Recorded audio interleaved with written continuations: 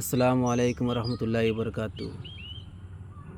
কোনোদিন helping video বানাইছি না, আজ ফার্স্ট প্রথম হেল্পিং ভিডিও বানাই। আর যদি আপনারা সাহায্য সহযোগিতা করেন তে আমি বানাইতাম ভিডিওটা।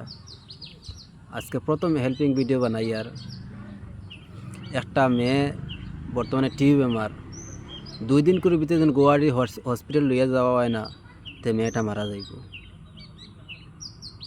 ওলা সিচুয়েশন খারাপ মেয়েটার। আর এই মেয়েটা হইলো স্কুল স্টুডেন্ট। আপনার ঘরে তো মা বইন আছেন, আপনারা ওইলা কোনোদিন বেমার হইতে পারে।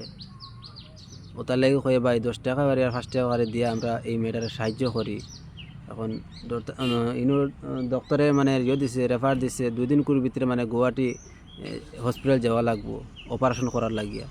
কারণ 2 দিন করে ভিতরে যাই না টিবি বেমার ফাটিয়া মানে মেয়েটা মারা যাইব।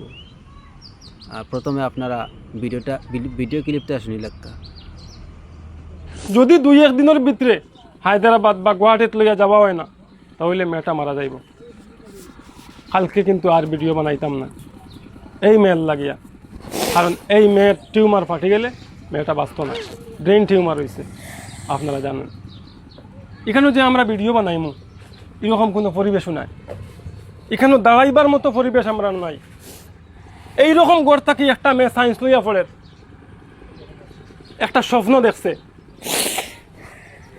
এই মা বাবার মুখে হাসি ফুটাইবার লাগে, কিন্তু এই হাসিটা আপনার কারণে আমার কারণে চূর্ণ বিচূর্ণ হয়ে যাব।